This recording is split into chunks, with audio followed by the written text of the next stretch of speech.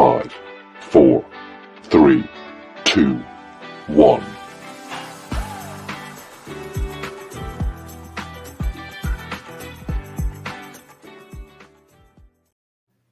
And welcome in, everybody, to another episode of the High Low Sports Podcast. It is March, and the madness is finally here. Not just in basketball, but NFL free agency is an absolute frenzy. It is DJ, joined by my co-host Kelcey. And Kelcey, we got that to talk about, but we also got ourselves a special guest joining us as well too. So we're gonna talk about all three major sports in a very unique way.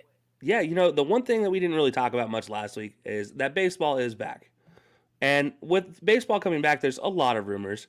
And our guest today, well, we'll talk a little bit about some rumor mills involved with our guest a little bit later on. But let's just say it has to do with maybe a new team in the MLB. It's definitely it should be interesting. Maybe some subtle shots fired here and there as well too. So you'll definitely want to stick around for that. But before we get into the fun stuff, well, we're gonna do some other fun stuff as well too. We're gonna start off with Kelcey's third favorite segment, known as the tip off. The tip off, of course, brought to you by Dr. Squatch. Smell like a man, feel like a champion.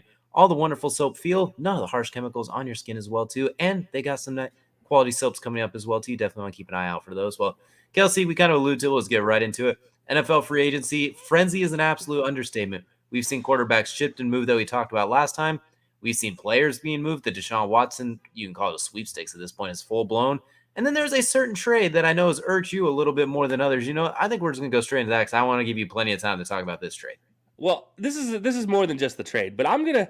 Well, the bottom line is very understandable. What are the Cowboys thinking? If you guys don't know what I'm talking about, trading Amari Cooper to the Browns, and not for like a lot, not for what you'd expect a number one wide receiver in their prime who just knows how to get open would go for. No. Not even half of what you'd think he'd go for. Not even a third of what you'd think he'd go for. From the chump change of all chump change that is the Cleveland Browns back end of the draft, they decide they're like, you know what? Here you go, Dallas. You can have this. And that's what they're going to give Amari. First of all, why? One, is it somebody going for, I believe, a sixth round pick? Yeah? Fifth round, and they're switching sixth. I always get that backwards. I thought it was sixth and switching seventh. Anyways, fifth round, switching sixth. What? I mean, I feel like the last few episodes have started with me in this exact phrase, like, what is happening with the world right now? But it's so true. Like, what is Dallas doing? On top of that, they dropped Lyle Collins. You're not looking at, you're re-signing Zeke. You're using your money to re-sign Zeke and to re-sign Michael Gallup to insane amount of money to try to re-sign Randy Gregory, but you messed that one up because you have some fancy wording in there that Randy Gregory was like, no. And the Broncos, with the ultimate clapback of all clapbacks, after you release your signed Randy Gregory thing on Twitter and Instagram, are like, oh, really? And he flips over to the Denver Broncos. And then on top of that, also, you re-signed Noah Brown. Michael Gallup and Noah Brown combined are not worth half of Amari Cooper's production. And, I mean, I'd even say a third of Amari Cooper's production. You don't even have to throw Amari the ball more than 5 times a game, and he'll catch all 5, and he'll get you almost 80 yards, and probably a touchdown. So, I don't get it. I don't understand what the Cowboys are doing, why you're getting rid of an offensive lineman as well in a spot of need, why you're getting rid of one of your best receivers, when it's very obvious that Zeke is past his prime. He is a third down back at this point at best in my eyes. I don't look at him as an every down back because you have an every down back in Tony Pollard for half, if not a third of the price of what you're paying Zeke. This is egregious, to say the least, but the Cowboys continue to do what Cowboys do with Jerry Jones involved. And this is my formal request for the Dallas Cowboys to please part with your vice president and president of personnel decisions, both whose last name happen to be Jones. Just let them go. And you know what? If they leave the GM spot too and leave the owner's booth, I'm not against it. Just but something has to happen.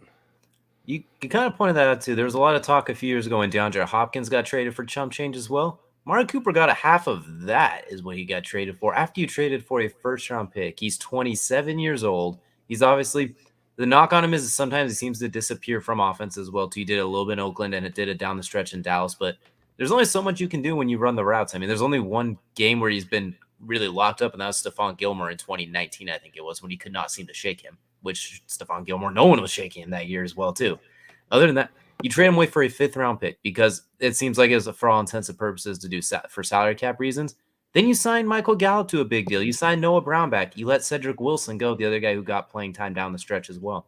You agree to a big deal with Randy Gregory, and then you end up losing it, but you still had the money to do that. Like, you freed up so much money moving around Zach Martin and those guys' contracts, Zeke's money as well.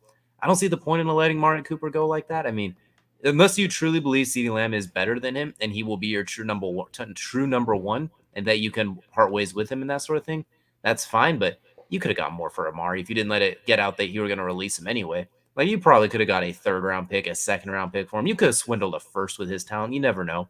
His value obviously diminished a little bit down the back half of that season, but you basically handed him away. Like, you were trying to release him, and the Browns were like, you know what, we're not going to play this game. Well, here's a 5th. Kind of like what the Panthers did with Stephon Gilmore. They took honestly, the Browns just like are sitting there dancing their little happy dance self. Granted, then they decide to do what Browns do, but that's not the conversation right now. But it's close though. yeah, no, I mean, it's just shocking, man. I don't get. I know a lot of these moves they have to do with at the end of the day, they have to do with the wallet, they have to do with the money coming in and all that stuff. And if this is really about Dak being butthurt because he got called the Black Kirk Cousins, don't be the Black Kirk Cousins and you won't get called out for being the Black Kirk Cousins. It's that simple. I mean, if that's really what you're offended by, Dak, grow up, own a pair. You saw what this man did to what is one of the best corners in the league day in and day out in practice, and you just let him walk for a 5th-round pick. Now, I do want to talk about, DJ, where he ends up going. We're going to switch this over to okay, go ahead. I just want to throw in one thing about that point you just made real quick because I remembered it. Let's not forget 2019, I think it was 2018 actually, those 6 or 7 games before Amari was traded for, Dak was miserable. Because that was after Dez Bryant was gone and they didn't have that number 1 receiver, like that true guy that could just beat one-on-one coverage. Amari comes in, they go on like an 8-2 run or whatever it was down the stretch, only a couple losses, run into the playoffs. And if I'm not mistaken, that year they won a playoff game as well too. In fact, and then they before they ran into the Rams as well. So let's not forget what Amari Cooper did for Dak when he came in there as well too. So we're going to see how he's able to bounce back. Obviously, 4 years later, a lot more experience, a better arsenal of weapons, but that is something to keep an eye on as well too. Dak without Amari Cooper, not quite as good as Dak with Amari Cooper that we've seen. Yeah, and now here's the problem though, is with all the messed up things the Cowboys have done already, they might not even be the worst team in this free agency run. You have the Browns, where Amari went, cutting Jarvis, trading Mack Wilson for Chase Winovich, of all people, cutting Austin Cooper now. Say again?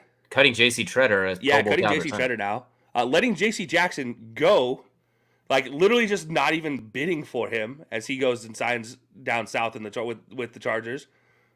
But that's not even the worst one, though. They're still the Jaguars. Oh, boy. And that's just it. Like, you look at the Jaguars and you're like, okay, wow, you signed some pretty good players. You know, you bolstered up your offensive line. You did this, you did that. And you got Christian Kirk. Oh, wait, you paid how much for Christian Kirk? What? $84 million? Like, if you're willing to pay Christian Kirk $17 million a year, I feel damn good playing Amari Cooper $20 million a year. Like, gosh dang it. I can imagine some of these guys coming up next year, Terry McLaurin, DK Metcalf, Hunter Renfrow. Those guys all coming up for contracts next year. They are salivating. They're looking at that, like, tucking in the bib, rubbing their hands together. They're about to feast next year at this point. Dude, like, a guy who's never had a 1,000-yard season is now top 5 in being paid for his position. If I'm not mistaken, he's top 3. He was just behind Julio and DeAndre Hopkins this last year. That's true, yeah. He is top 3 now. Like, that man's getting paid so much money, and he was the 3rd best receiver on his team, arguably. Yeah, you know who's really excited? Devontae. After he came out and said, I will not play on this franchise tag. And then the Packers doing all of the gymnastics that you see a lot of teams trying to do, trying to get him signed. Man, this dude's about to make $20 million in a year. $25 million in a year, honestly, is what he probably should be making if you're being fair about it. Probably $20 million is where he's going to end up at. But man, what did the Jacksonville Jaguars just do to the market for receivers? This is insane. I think Jalen Ramsey summarized it best. The dudes that we clamped up are getting paid noticeably more than us who are clamping them up. As weird as that is as well, too. Like, that's just – and there's so many guys coming. Justin Jefferson's going to be coming up before too long. Like, these receivers down the line got to be like, oh, okay, I see how it is. You're not gonna be able to sign receivers anymore. Like they broke it at this point. Everyone's gonna have to just sit back and be like, hold on now. No, we're resetting this market. Delete that. We're starting over from scratch. You're getting 4 million. Like they're gonna have to break this down and start it all the way back up. Like this, the amount of money they spent does not equate to the level of talent they got. They got a lot of really good players, but they didn't get anybody worth the type of money they spent. Like they brought in some quality pieces, but they brought in some C plus to B-ish players for A plus cheese. Like I don't understand how they got what made them drive to make that decision. But I guess when you're down bad, you spend money as well too. And they're doing more than some of these other teams are doing. So you guess they get credit there. But Christian Kirk better have 1,000 yards and 10 touchdowns next year though, with Trevor Lawrence. Otherwise, it's gonna look kind of goofy, especially considering you let DJ Shark walk for 1 year, 10 million up to 13 in Detroit. Yeah, and Miles Jack go as well. That's I still don't get that. Yeah, that's crazy. Just like the fact that we've seen some of the people move, we've seen. But we've talked about bad. I wanted to give some good credit out there to some teams, namely the Buffalo Bills out here just sneakily making moves. I mean, first of all, the bankroll they just rolled out for Von Miller. How do they pay him and Josh Allen that type of money? Where's this money coming from? Stephon Diggs too. Like, where is this coming from? I don't even get it, man. But on top of that, you signed J.D. McKissick to a very cap friendly deal, very cap friendly. A guy who is, we talk about it. We need a run game from the Bills. Well, they're not going to. J.D. McKissick might not give you a run game, but you know what he does give you? The dump off pass out of the backfield that they're so successful with. Like, it is fascinating to watch. I think the Bills might be my winner right now in NFL free agency. I can't really think of another team that's really had it as an explosive of like landing spots while still backing it up on the backside. But I might be wrong. Who's your winner so far? I'm going to give you 1.5. So one of them is because we didn't get a chance to mention it. The Buccaneers, obviously, when you get Tom Brady back, like he decides to return. I don't want to talk too about it much because I just want to. That's kind of annoying how that kind of played out as well too. So we're just going to say, and they also re-signed Chris Godwin to a 3-year deal on top of it as well too. So they're the half winner. My sneaky winner though, I'm looking at the Baltimore Ravens as well too. The injuries plagued them last year. So what did they do this year? You signed Marcus Williams, arguably the best safety on the market, arguably an outstanding young 25-year-old safety that the Saints simply couldn't keep because of cap casualties. Then you sign a former all-pro pass rusher, Zadarius Smith. You look at the Ravens, they are going to be a run-first offense. I guarantee you they're not. Their explosion comes off of the runs and the occasional, like Mark Andrews up the seam when everybody comes running down. They're not going to be high-flying with Justin Herbert and the Chargers or Joe Burrow and the Bengals, Patrick Mahomes and the Chiefs. They're gonna match you defensively is what they're doing. They did a fantastic job. We talk about the Bengals weapons: Jamar Chase, T. Higgins, Tyler Boyd, the squad. Now we're gonna see those guys match up with Marlon Humphrey, Marcus Peters, Marcus Williams. Like it's gonna be fun. And then that pass rush. So the Ravens with some sneaky good big time defensive moves as well too. So that's not, and I'm sure they're not done yet either. I'm gonna give the Ravens the nod right now, but there's just because the money they spent for the value they got matches up a lot better than some of the other teams. Yeah, and then let's not forget, I mean, obviously, I did mention the Chargers. They've had a pretty good offseason so far. Nothing really bad from the Chargers standpoint. Definitely a lot of good. I really like the moves, but I didn't like how they had to get rid of Brian Bulaga because I think that offensive line, I know he didn't play much last year anyway, but we'll see. I think theirs will be made by the draft like it was last year. Absolutely. And then the Jets, we talked about the Jets, man. They needed to make a lot of moves, and they've been making a lot of moves. However, they're losing some guys too, like Marcus May obviously going and ending up in New Orleans. So they're going to have to find a replacement safety there. And then, you look at other positions that they need to fill in through the draft. That's going to be very interesting to see. But they've quietly been making the right moves. Just we'll see how they pan out type of thing. Absolutely. And there's, of course, there's been a couple teams that have been extremely quiet so far this year as well, too. We've seen some teams that don't say a whole lot as well, too, as we do see a comment saying that Mafia money, talking about the Bills Mafia, I presume, as well, too. They find a way to make it happen. Who's been kind of, I don't want to say you're a loser free agency so far, but who's somebody that that stuck out to you that's been weirdly quiet so far? They expect to maybe make some big moves, if anything. Honestly, I keep looking at the Vikings as a big team. The Vikings and the Bears, I keep looking at I need you to make a move to take that next step in the North. Just compete with the Packers. And neither one's really making moves positively. You have James Daniels leaving the Bears, which is a huge loss. I mean, you look at that. That is a big, big loss for me. And I mean, between the two, and then just the not doing anything for a Vikings team that just lost their head coach and GM. I feel like those are two things that two teams that have, with new head coaches, new GMs, you need to make moves, and you're not making the right moves right now. You're just sitting there. And I think those are the two teams I'm like, kind of disappointed in right now.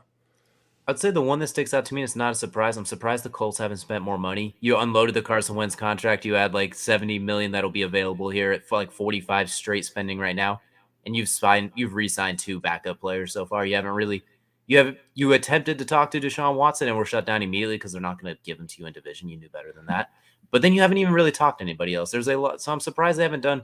They obviously don't ever spend money in free agency. That's not even a surprise. Like they're stingier than I am with money at this point, but surprised they haven't at least talked to a few players because you got quite a bit of holes and you let some of your own guys leave. So they're one that stands out. And also the Titans as well, too, when I look at them. The only thing they've really done is they kind of they're releasing Julio Jones, which makes sense as the bang was not worth a buck, unfortunately, and you need to clear some cap space. But surprised they haven't really made any moves either to try and take that next step as that number 1 seed that got bounced early. Yeah, and then also them losing Freeman as well in free agency. Exactly. But, the difference between the Colts spending money and us not spending money is they actually have the money to spend and they're just not spending it. You and I, we're not paid enough. We are overworked and underpaid if you were to ask our wallets. They I don't know about it's not a very if it's a seesaw, it'd be completely broken in one direction as well too. It would not be the one that has money. So as we get ready to round out this first section, I guess we have to talk about the giant elephant in the room, the Deshaun Watson sweepstakes going out right now. It looks like, well, we'll get through it quickly. Well, it looks like it's coming down to the Saints, the Panthers, the Browns, or the Falcons. Those are the 4 teams. For all reports, there is deals on the table. Houston's accepted a deal from each one of them. It's up to Deshaun to choose with this trade clause. With this, by the time we release the podcast audio version, the decision will probably be made. So those of you watch on the live stream, here's the question, Kelcey: where do you think he goes, and what do you think is the fallout from it? I don't think it's the Saints, and I don't think it's the Browns, and I don't think it's the Browns for more of the fact that Deshaun doesn't want to go to a place where they notoriously hate quarterbacks, or where it's cold. Yeah, and who's ran through 29 straight quarterbacks, 31 straight quarterbacks. If Baker leaves, at this point in time, I've lost count. But it's too many.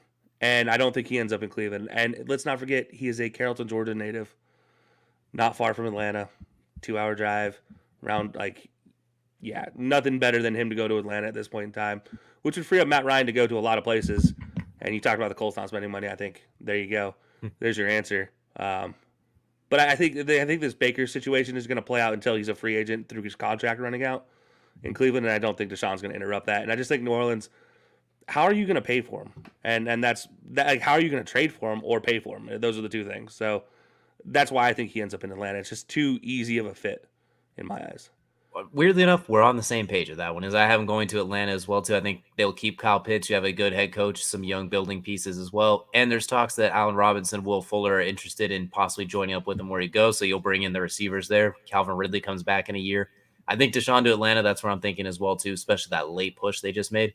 So here's my just random follow from that. I think from there you're going to see Deshaun go to Atlanta.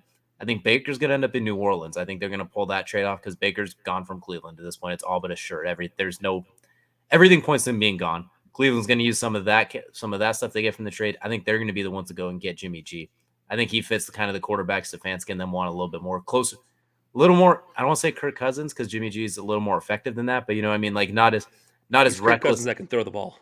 Yeah, Kirk Cousins that may not quite as reckless as well too. A guy that you could flow into the game who's not going to pout because he's throwing the 3 tight ends as opposed to a 5 wide spread, like he's back with Lincoln Riley or something like that. Yeah. So I think Baker's gonna go to New Orleans from there as well too. I think they need a quarterback, and Jameis is gonna go to Carolina because he's gonna make the rounds in the NFC South at this point, just kind of go around. I think I like the Matt Ryan to Indy. I mean, Matt Ryan's 36 years old. Indy needs a quarterback. They want to win now with the players they have. They got the cap space to take on a chunk of that contract as well too. And you probably won't have to give up quite as much for him because they don't have a whole lot to go get right now. So he's still serviceable for 2 years. Oh, easily. You could honestly, he's not a mobile guy that takes a lot of hits behind that offensive line. It might give him an extra year because that honestly, the way the offense works too, you just really can't be Carson Wentz. If you get the ball out quickly, you'll be effective because most of the offense is designed to be quick. It's when you hold the ball you get in trouble. So curious to see how that works. But that'll do it for our first segment as the tip off. That's going to take us into the main event. The main event, of course, is brought to you by Colorcast, the premier audio sports app as well. And Kelcey, why waste any time? We got ourselves a wonderful interview here. So let's go ahead and get ready to get it rolling. Yeah, guys, enjoy this interview with Rick Curti, CEO and owner of the Charlotte Bats grassroots movement to get baseball, MLB baseball, in Charlotte. All All right, and we are joined by Rick Curti, the CEO and founder of the Charlotte Bats. Rick, thank you so much for joining us. And Rick, tell us a little bit about the Charlotte Bats, how they got started, and what their goal is. Well, we started this about 7 years ago. I grew up in Los Angeles. I moved to Charlotte about 14 years ago, and I fell in love with the city right away. And so I always wondered why North Carolina never had a Major League Baseball team, especially Charlotte. It's a big, fat, growing city. We already have football, basketball. We got a new Major League Soccer team now. And so I decided, I have two choices. Either I complain about it and cross my fingers and hopefully we could get one, or I can do something about it. So I wanted to do something about it. And I just, like I said, I've been here 14 years. I love the city. I love our state. And I'm still kind of baffled why we've never had a Major League Baseball team. So I say, well, let's get this started and hopefully we can make some traction with it. Yeah, and you guys actually have made a lot of traction, but being mentioned as far back as what? Well, I mean, even before you started the Charlotte Bats campaign, but the Charlotte Bats specifically being mentioned about 5 years ago, 4 years ago, even as a potential landing spot. And obviously, the MLB has yet to make that final decision. But I mean, how does it make you feel to know that Charlotte is one of the 6 best landing spots right now for a new major league organization? Obviously, we have Montreal in the consideration. You have Vegas. You have Buffalo now, considering they just hosted the Blue Jays, and then you also have the Portland Diamond Project that you guys are competing against. How does that make you feel to know Charlotte is up there with those type of guys? Well, we're excited because when I started this, I thought maybe I'm crazy. Maybe I'm missing something because I did a 2-year research on this before I started. I checked the population growth, about our old city and just said, we need to get a team. And so when the commissioner came out with this list in 2015 for expansion, and we were very excited because it made us realize, maybe we're not crazy after all. And so thanks to Commissioner Manfred, we're really excited to see us on this list. For so many years, Charlotte's been used as a pawn by owners to get new stadiums. They did it with the Twins in the mid-'90s. Jeffrey Loria did it with the Miami former Florida Marlins when he wanted a new stadium. They always said, "Well, we'll just move to Charlotte," and people got excited about it. And then when it didn't happen, people are like, "Well, I guess we can't support it." And it's just like, well, that's not the city's fault. That's just the owners who want new stadiums who never had any intention of moving. So to see us on this list by the commissioner, it's very, very exciting. We're very grateful for it. We've seen it in different sports as well, too. Teams kind of moving a little bit, like the Supersonics went to Oklahoma City as well, too. We saw the Chargers go from San Diego to Los Angeles. We've seen some movement recently as well, too. What do you think the chances are that another team that's already currently established goes to Charlotte as opposed to making a whole new Charlotte team? I first thought, they were pretty good because I always saw Tampa Bay moving to Charlotte. I thought that'd make the most sense because since they're both on the East Coast, you can just take Tampa, and if you relocate it into Charlotte, they could still be in the American League East. But I think now, as the time has gone by, I think it's more likely we'll get an expansion team. I still see Charlotte and Nashville as the two teams that are going to get expansion. I do see the A's relocated to Las Vegas, and as for Tampa Bay, who knows? I mean, there's a possibility they can go to Montreal if they do move. If they're going to build a stadium, they're going to have to build one in Tampa Bay. I just can't see them putting a stadium in St. Petersburg when you have a team that wins 100 wins a year who can't even get half the crowd in the stadium because nobody goes to the stadium, unfortunately. So I see us being an expansion team over a relocation team. Yeah, it seems to be really for Charlotte. Let's be honest, that seems to be one of the best options considering you guys seem to have Charlotte as a whole. It's an up and growing city. You want to have something that is your own, and you talk about starting the Charlotte Bats movement to begin with. You created the logo and everything for it, and that was behind it. What about the name for the Bats? Obviously, where does that come from? I know it has a little historical background with the city, but go ahead and tell everybody where that name actually really originated from and how you designed the logo, even the jersey mock-ups you guys have for them.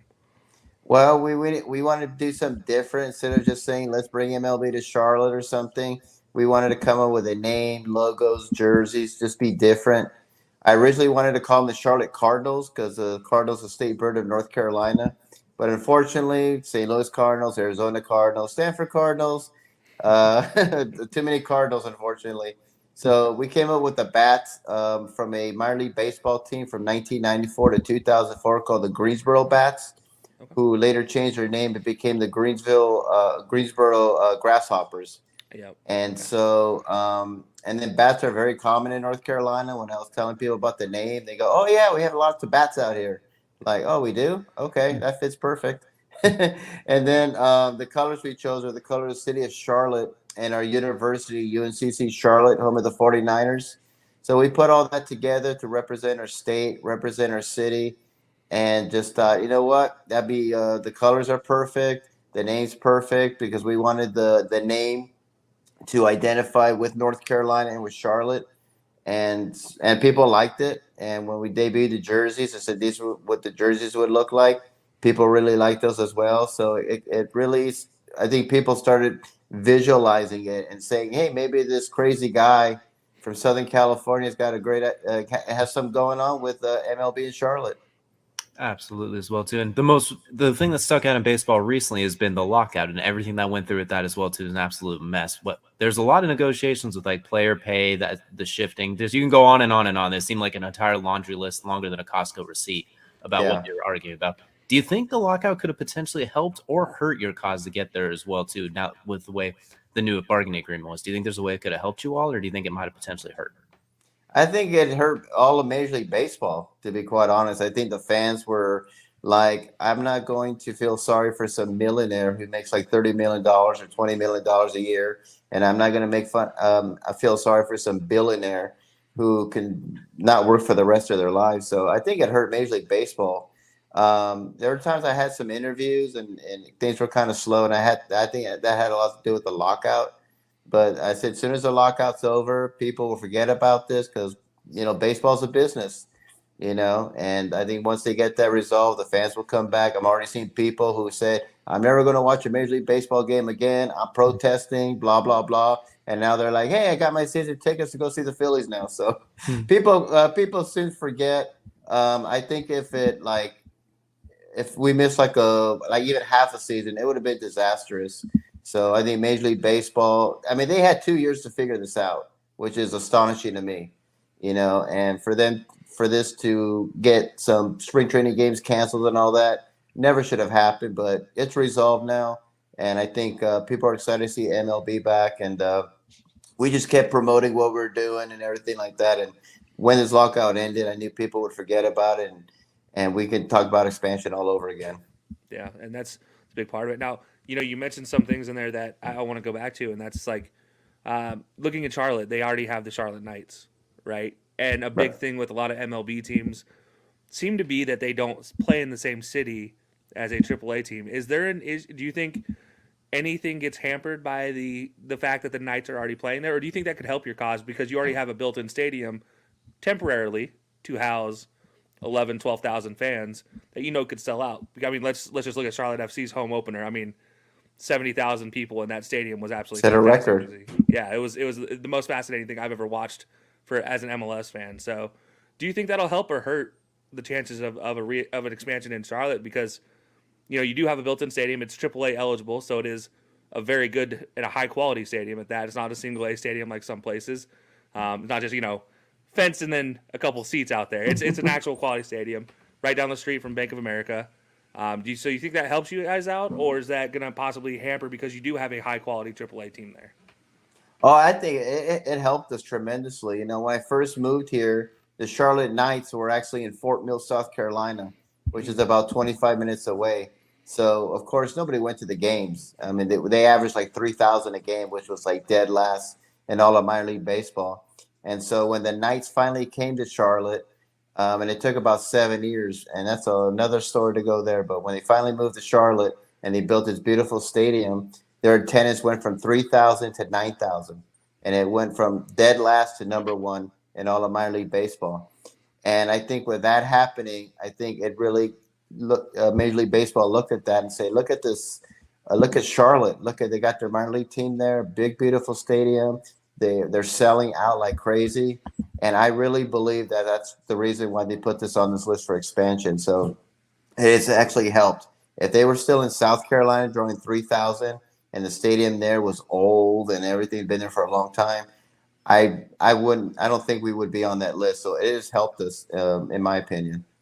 Absolutely. I want to kind of go back and talk about a little bit we mentioned earlier. Charlotte, it's one of the fastest growing cities without Major League Baseball. It's the third largest media market without a team. It's behind Sacramento and Orlando. Both teams have an NBA team, just like Charlotte. Charlotte also has football. It has the NASCAR Hall of Fame. Like, it has literally everything besides baseball. I mean, it's the same as everywhere else minus the baseball team as well, too. Why do you think it is that they have never considered bringing one there as well, too? Why do you think it's taken so long? I mean, we've seen Colorado get a team during my lifetime. We've seen a few others as well. Why do you think Charlotte's been kind of left out in the cold this whole time? I think a lot of it had to do with stereotypes. I think we're so stereotyped with NASCAR. People think that North Carolina is like the deep South, like an Alabama, Mississippi. We're not. We're a very progressive state. Charlotte is a very progressive state. We have tons of transplants out here. I think we just got associated a lot with college basketball because we have Duke and the Tar Heels, one of the most historic rivalries in all of sports. I just don't think people knew a lot about North Carolina, and they figured, well, they got a team in Atlanta, they could support Atlanta and stuff like that. So I think for some reason, Major League Baseball has always ignored the South. You got the West Coast they have, you got the Midwest, and for some reason, the South has always been ignored. We got the Braves, and yeah, we got the Rangers in Texas and Florida, but people don't really consider Texas and Florida the South. So I think now that the commissioner's there and things have changed, and people just kind of looked at these big sexy cities like Los Angeles and Chicago a lot and focused on them, and kind of Charlotte has been this hidden gem for so many years. But I mean, so many people are moving here. So to answer your question, I just think it had a lot to do with stereotypes. I don't think in the mid '90s Charlotte could have supported it because it was just starting to grow. But now that I've been here and it's changed a lot, I think it's a lot of people are looking at that and saying, "Wow, this city is growing a lot." And a lot of people are not looking at these big sexy cities. I mean, look at Oklahoma City. I mean, I never thought that they would have such a great fan base for the NBA. And I always thought, oh, it's all Sooners, but no, they love their Thunder. They have a great crowd. And we have great crowds too. As you said, the MLS, 75,000, which set an MLS record. So a lot of exciting times are happening, and things have just changed a lot here. And we're all transplants out here. Nobody's from Charlotte, and I think it's helped because since we have so many people from the East Coast and West Coast coming here, I think now MLB is looking at us and saying, "Wow, Charlotte is really growing." And to have if we could put a team in Charlotte, we have a team in Atlanta, and I could see a team in Nashville, you can create a whole Southern division right there. Yeah, and that's actually something that Rob Manfred especially has talked about, the realignment of the divisions, ideally getting to four different sections of each league, so four divisions of each league, so you have a South, North, East, West, similar to what football has, with four teams in each, and right now they don't have the teams to do it. You're missing two teams getting to that 32 mark. Have you thought of, or have you tried to reach out to one of these other cities like a Montreal or Las Vegas or Portland to lead a dual partnership as far as expansion goes? You saw it was successful with Sacramento Republic and actually Louisville FC, I believe, in the MLS front. Have you reached out with somebody there from one of those organizations? I know a friend that is trying to do what I'm doing in Montreal. He's trying to bring his Expos back, and so I've talked to him about it. Major League Baseball, not too long ago, Tampa Bay and Montreal were going to have a sister city sort of thing going on, and half their games were going to be played in Montreal, half their games were going to be played in Tampa, and then MLB squashed that and said, no, that ain't happening.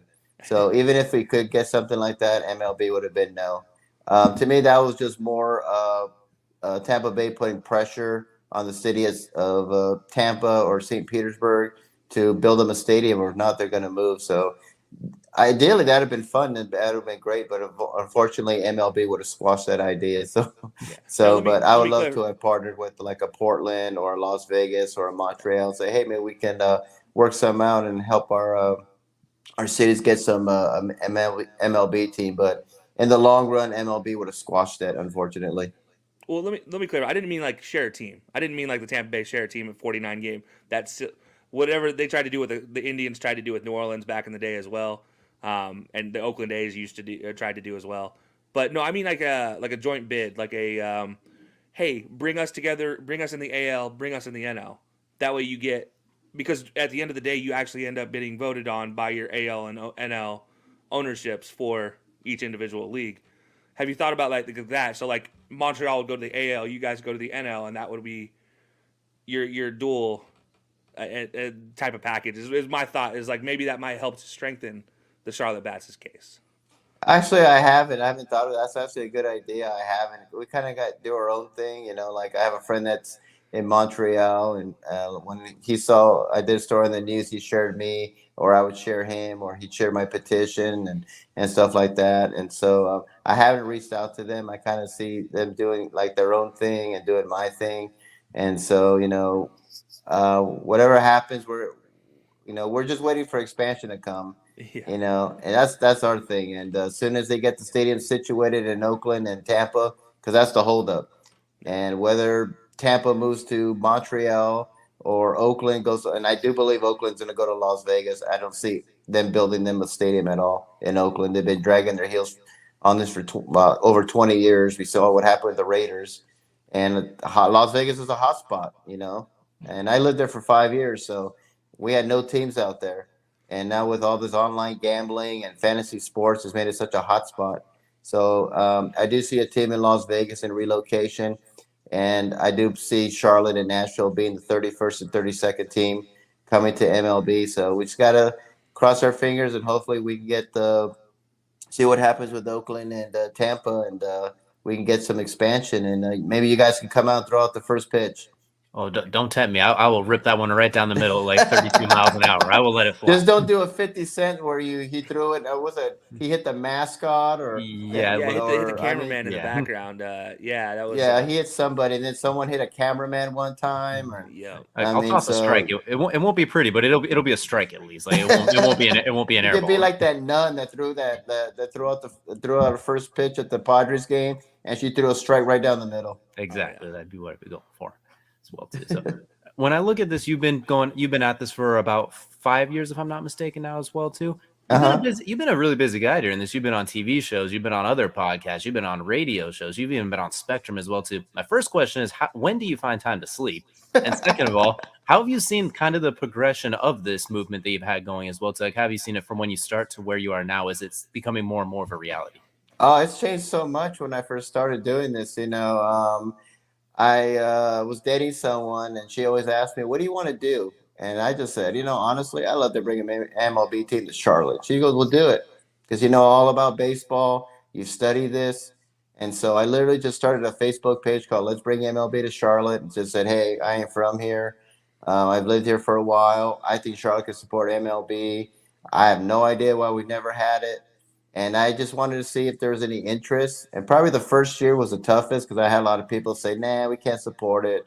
We're too small of a city, blah, blah, blah." And I'd always show them statistics like, really? We're like one of the fast growing metro cities. We have basketball, we got football, we just need MLB. We're like one of the only 3 cities that has the NFL and NBA, but no MLB. And the other ones are Indianapolis. So it's like we have a bigger population than 14, 15 other cities that have Major League Baseball. We're right next to South Carolina, has no pro teams, and so we could be 2 states in one. And I think once I told people that, they're like, "Oh, you know what? You're right." And over the years, as things have transpired and things have grown, and a lot of people, like I said, we're a melting pot. We got people here from New York and Chicago and Ohio, California, etc. And I think people are like, "Hey, I miss seeing my Yankees. I miss seeing my Reds. I miss seeing my Dodgers. I miss seeing my Mets." And so that's why the attendance at the Knights game is so good, because it's the closest we have to Major League Baseball. So over the years, it has changed so much. People in the media are very interested, because I'm not the first to do this, but I think we're the first to be as active as we are and have a team and have colors and uniforms, and people are very visual, and I think that's what's helped. And for me to sleep, I really don't sleep. I just, this is my passion. If I'm not doing this, I'll stay up, watch horror movies or something to get my mind going. But it's something I've been doing for a long time. You figure it out. And so you just see what you can do about it. Eventually, I'll take a nap here and there, but I'll still be thinking about MLB, or who can I contact, or what can I post on Facebook or social media to get the word across. So it's there's a reason why I'm single. You know what? I totally understand that. I vibe with that. That's look, it's a tough job trying to do something you want to do that you're passionate about, right? Oh It's yeah, I either mean it's hard to have a social life, especially if you go on a date and all you talk about is MLB expansion, and it's like, yeah, I didn't get a second date. I wonder why. It's like, well, all you talk about is baseball in Charlotte, and they're probably fascinated, but they're kind of like, hey, so what do you do for a living, or what, or what's your name, or so it's just something I'm passionate about and something that I want to do. And we have just grown so much, and it's like I just want to keep that momentum going. And COVID has been such a nightmare for everybody. It's affected everyone. I don't care who you are, it's affected everybody. And so we're trying to catch up on that, because we couldn't do anything for like over a year because everything was shut down. yeah, absolutely. And now I do want to go back because you've had a few interviews that I went and checked out when you reached out to us, and you talked about your relationship with the city council and some of the government officials there. Obviously, through COVID, some things have changed, but does that relationship still remain positive? Are they still very supportive of it? Because that's obviously one of those big issues that a lot of expansion programs will run across eventually, is like the city council, the government, the local government. Like, well, we don't really know. Like, is Charlotte's local government, are they on board with this? Oh, absolutely. Our mayor came out like in April, and she said that Charlotte needs an MLB team. I mean, straight out. I was like, I didn't even know all this. I just saw it on the news, and it said Mayor Vi Lyles of Charlotte wants to see MLB in Charlotte. She said her mom was a huge Braves fan and wanted the Braves to come to Charlotte, and she said that eventually ain't going to happen. And she said bringing an MLB team in Charlotte would be a home run, no pun intended. And so she's on board with it. I was trying to, before COVID, I was trying to get in contact with our governor, who's a huge sports fan. Mm-hmm. And I reached out to his staff, and we're making some headway. And unfortunately, COVID kind of took over all that. So I got to reach out to him again. I know he's still in office in 2024. And so, so when he leaves, we'll get a new governor. I'll reach out to that new governor, whoever it is, and tell them we need MLB in Charlotte, blah, blah, blah, blah, blah. This is why. And I think that's what I love what I do, because there's nothing political about it. I've met people from both sides. If you're a Democrat, Republican, whatever you are, they all love the idea. I've had so many people from both sides reach out to me and say, hey, I would love to see that. This is something we need. This is something exciting. And so I think that's why I love what I do, is because we can't agree on anything anymore. We always have to fight and argue about the most silliest things.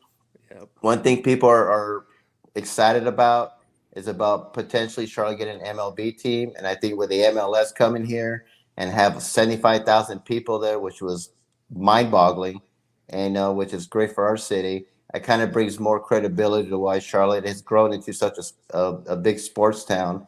And we're more than NASCAR. We're more than college basketball. So I like to get in contact with the governor again and see where he's at. But like I said, he's in office till 2024, and whoever the new governor we get, I'll reach out to him. But for our mayor, she would love to see an MLB team in Charlotte. That's awesome. Absolutely, as well too. And looking at it too, like the Panthers are kind of a mess. North Carolina's not as good as they have historically been as well too. The Hornets, they're struggling. They're in, but they're a little bit lower team. A lot of the major teams have multiple sorts. You could tell, like Indiana, while they have the Pacers, they're a Colts town. There's Boston, they were a Red Sox town until Tom Brady came around and made it Patriots town, something like that. when Charlotte gets their team, how long do you think it'll be before Charlotte becomes a baseball first type of town? Oh, that's a good question. We've been, it's so college orientated and it's a college state. I don't think it'll take that long, to be quite honest. Usually it takes about a good 6 years for a team to be competitive. And I think with so much free agency going on and people want to win now, it'll probably be shorter than that. But yeah, our Panthers are just a complete mess right now. It's sad. Our Hornets, they were really really bad at one time. They have improved, but yeah, they're still more of a seventh or maybe eighth seed in the NBA. We got a new MLS team, so they're going to struggle for about a couple years. So when we get this team and we get it right out the gate and do really well and everything, I think that we could be an MLB town. No doubt about it. Just people got to be a little patient with us and see what we do. But I can see in like 2 or 3 years maybe, and we're competitive right there. I can see people just being huge MLB fans, and we have a lot of MLB fans here, and they have to kind of admire from far away. But I know when we do get a team, we'll have a really great attendance. Well, I can guarantee you this: we'll have a better attendance than Tampa Bay. Who unfortunately, you got minor league places who are doing better than them in attendance, which is really sad. So, but I say in 2 or 3 years we could be a big MLB town, and I think during that time the Panthers will improve, the Hornets will improve, and I think Charlotte FC will be a really great team in the MLS. So. A lot of things, exciting things are happening in Charlotte, but I'll say in 2 or 3 years when we get baseball, people will be really excited. Yeah, definitely. Now, obviously you talk about the 2 to 3 years once it's announced. What do you think that time frame's looking like? Because you guys already have a lot of the infrastructure already in place. Obviously, when it comes to an MLB team, you also then have to include the farm systems that then are already like all the farm systems are there. You just have to buy them essentially nowadays. So, how do you think that process is going to go for Charlotte, where you guys get a team and then you already have a AAA team there? The Knights, they're already organized for another organization, but you have the city claim at that point in time if you get the MLB team. Do you think they would take over the Charlotte Knights and then that infrastructure just trickles down? Is that how you see it going, or do you think maybe they go somewhere else? Probably the Knights would have to go somewhere else, or like I said, when I came up with the bats, it's just our idea to get an MLB team. So if the Charlotte Knights became an MLB team, I'm all for that. The Marlins were a minor league baseball team, and they eventually became an MLB team. So maybe the Knights could be an MLB team. As far as our stadium, they said it couldn't be expanded. Even though it's a big, beautiful stadium. So, like a lot of new teams, we might have to build a new stadium. We'll see how that goes. We have to look at ownership, and yeah, with the farm system, we'll probably have to buy them out. We have a minor league baseball team in Colombia called the Fireflies, and I think that'd be a great AAA team for our team because it's only like an hour drive from here to Charlotte. So to me, that'd be an ideal thing. But I see, what would happen with the Knights? They would, and unfortunately, we can't have both. That's the thing. So they would probably have to move somewhere, or if maybe MLB says, okay, Charlotte's going to get a new team, and the AAA Knights will now be the MLB team, and I'm all for that. So I just want to see an MLB team happening here. And if we have to build a new stadium, and a lot of them have, like Las Vegas will have to build one, Portland will have to build one. They cannot. If Montreal gets a team, there's no way they can play in the Olympic Stadium. That's such a outdated old stadium. Yeah. It's been bad even when I watched them, and that was in the '90s. Yeah. So if we do have to build a stadium, I can see what being built near Carowinds, which is like an amusement park, and it's like half of it's a North Carolina side, half of it's South Carolina side. So you can actually have a true Carolina, South North Carolina MLB team. And I think that's where we're very different because we have a sister state next door that doesn't have no basketball, no football, no pro baseball, none of that. And so they could just come here and support us like they've been supporting the Panthers and supporting Charlotte FC. So, we just have to work out all the logistics and all that. But eventually, it'll get worked out.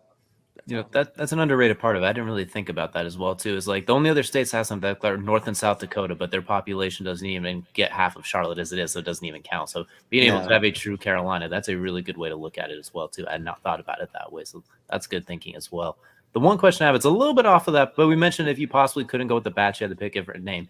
We've seen a few different sports change names, or sports teams change names. We now see the Washington Commanders, the Cleveland Guardians, etc. What are your thoughts on those name changes? Because do you think they're kind of goofy, or do you kind of like how the feel of them so far?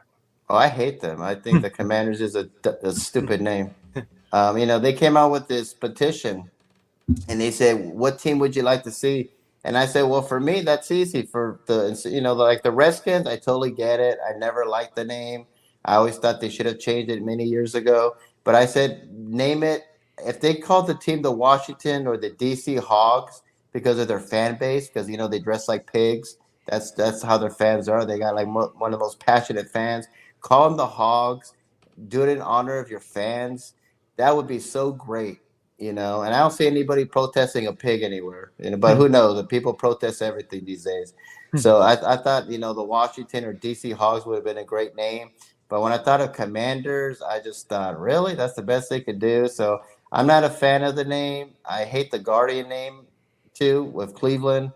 Indians, like I said, we're so politically correct now. But I just thought that, they originally used to be called the Cleveland Spiders. So I thought they should call them the Cleveland Spiders again. That's a cool name. I like it. They used to be called that. And they went with the Guardians. And so I just think of like Guardians of the Galaxy. I think of like for the Commanders, I think of like Star Wars. I think of like all these. To me, they're goofy names. But, you have to get used to them. But I kind of think they dropped the ball. But I like to have seen the Cleveland Spiders come back or the DC Hogs. I think those would have been cool names. I think the fans would have accepted it. I think you have players like John Riggins who says, "Get me off this list because I don't want nothing to do with the Commander name." So, but at time, people get used to it, and whatever they call them, the fans will be there. But to me, the names, yeah, I'm not a fan. Yeah. Now, we have mentioned them a couple of times now, and now talking about the different team names. You do have jerseys mocked up. How do people get some? Because these are really awesome. I really enjoy, especially your guys' Hunter Green jersey. That is an awesome jersey. I have to say. How do people get on board with the Let's Get MLB to Charlotte movement and support you through getting some of these jerseys and merchandise? Because I mean that's a huge part of it. If you can show that you can bring in fans from all over, like that's how you do it. So how are you guys doing that right now? How do you guys have access to these jerseys? We're gonna open up an online store very soon, probably hopefully in the next couple of weeks, and we can sell our jerseys, hats. I'm coming out with some more hats. I actually have some military hats that I just came out with that we'll put on our online store. We have like some patriotic hats as well. You can go on our website at www.charlottebats.com, and our online store hopefully will open up in the next 2 or 3 weeks. And we got T-shirts, we got hats, we got jerseys. And we're going to get some more merchandise and hopefully some more down the road for licensing and everything. And who knows if we could come out with Charlotte Bats backpacks and hoodies and a whole bunch of new stuff. But for now, we're going to market our jerseys. And we got spring training jerseys. We got military jerseys. We got USA jerseys. We got home jerseys. We got a whole bunch of jerseys. We got hats and T-shirts that say, "Let's bring MLB to Charlotte," which is our rally cry. And next 2 or 3 weeks, we'll have an online store open. And it's funny you say that about fans because we actually have a big fan in Belgium. One time I was on Instagram and someone from Belgium, of all places, contacted me and said, "Hey, I'd like a shirt, please. I'm a poor college student, and it'd be nice if I get a shirt." And I said, "Sure, I'll send you a shirt." And I found out the reason she wanted one of our shirts from Belgium was because her name was Charlotte Bats. And so she said, "I would love to have that shirt. It has my name on it." That's her real name, was Charlotte Bats. And so that's the exciting part. You have people from Belgium. I've heard from people from South Africa, people from Australia. I'm doing a show with you guys, so that's the exciting thing. What we're doing is that people from all over are reaching out to us and are interested in our story. people who probably have never been to North Carolina or never been to Charlotte or don't know much about it, see what we're doing and say, you know what, North Carolina deserves a team. They should get a team. They can support pro sports. They have South Carolina next door, so they're two states in one. It's a melting pot here. We got all the ingredients here for an MLB team, and it's just a matter of time. Before it was maybe we can get a team, and now over the years it's when we get a team, because eventually Charlotte will get a team, and hopefully with what I'm doing, it could be a small little sparkle that I'm doing that'll get this thing rolling. So check out in the next 2 or 3 weeks. We'll get an online store going, and people will be back crazy all over. Yeah, I know I need to fill a gap behind me with my wall. So I was already looking at the jerseys once you sent those. I was like, I gotta find me one of those. That's gonna be what my next step is. Absolutely, as well too. And we're starting to wrap this one up, so I just want to give you a chance, Rick, to talk about anything we didn't talk about, anything you wanted to say, or anything that you just wanted to, any last minute comments or anything like that we didn't get a chance to talk about. Yeah. Now, I just want to say thank you guys for having me on your show. It's guys like you that help me with our cause. Like I said, I'm just this little guy from Southern California who's passionate about baseball. I want to see sports in every single state, every single city, every single country. Because to me, sports brings people together, it brings communities together, and it brings jobs, and it provides a fun family atmosphere for everybody. And so I want to thank you guys for having us on here. I want to thank everybody for their support. And if they have any questions or comments or want to get on board, they can email me at cltbatsbaseball@gmail.com. And we'll be coming out with some more exciting news. And, like I said, watch out for what happens with Oakland and watch out what happens with Tampa Bay, because those are the dominoes to fall. And that will eventually lead to MLB expansion. And I do see Nashville and Charlotte as a 31st or 32nd team. And that would be great to see a Nashville team, a Charlotte team, an Atlanta team, and you could get like maybe the Marlins or maybe the Rangers or the Astros to join our league, and we can have a Southern Division. And I think that would bring the fans back, because right now the fans are kind of upset with this whole lockout. Oh yeah, absolutely. No, it was absolutely fantastic. We appreciate you wholeheartedly, Rick, for coming on, telling us about the Charlotte Bats, because this is something that, like, as a diehard baseball fan as I am, and especially after watching the MLS, what they did with Charlotte FC now, it's a fantastic thing to watch. I'm a big proponent of expansion for baseball. Give me more baseball anywhere in the world. I've lived in places that don't have MLB teams. I'm from Alabama, where there's no professional team. There's just a bunch of goofball teams, like a bunch of minor league. Like, there's the Rocket City, the Rocket The City Trash Pandas. Yeah. So, Yeah, the Rocket when I City say Trash goofball teams, I Pandas, mean there's some goofball names. So I've been in those situations. So, but I do greatly appreciate you coming on, Rick. And guys, we'll be right back here for Crunch Time in just one moment. And we're back now for Crunch Time, brought to you by Swift Lifestyles. Click on that, use High-Low Sports, and get yourself 15% off as well, too. Fantastic pre-workout, gamer feel type thing. Kelcey, that was an absolutely fantastic interview as well, too. Wonderful to hear all about it as well, too. And strong components expanding baseball, getting him to Charlotte. But we're down into Crunch Time, only a handful of minutes left, Kelcey. So I'd say we go right into the madness. Let's get into the madness, man. We're going to look at our brackets real fast. DJ, we're going to start with your bracket. You know what? Just talk us through who your champion is and kind of maybe some of the upset you see. Well, for me, it was tough because I looked at all the teams. And I don't think anyone's really that team to beat. So I looked through and I was like, you know what? It's Mike Krzyzewski's last season. Duke lost his last game against North Carolina. It would feel like something for him to go out on top. So I do think Duke finds a way to pull it off. I think Purdue's the surprise team that gets there as well, too, the 3 seed.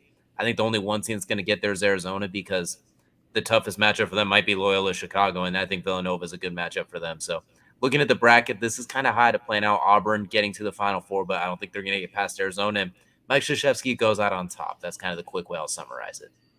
That's not a bad option. I feel like you can't bet against Coach K. Seems to be the way to go right now.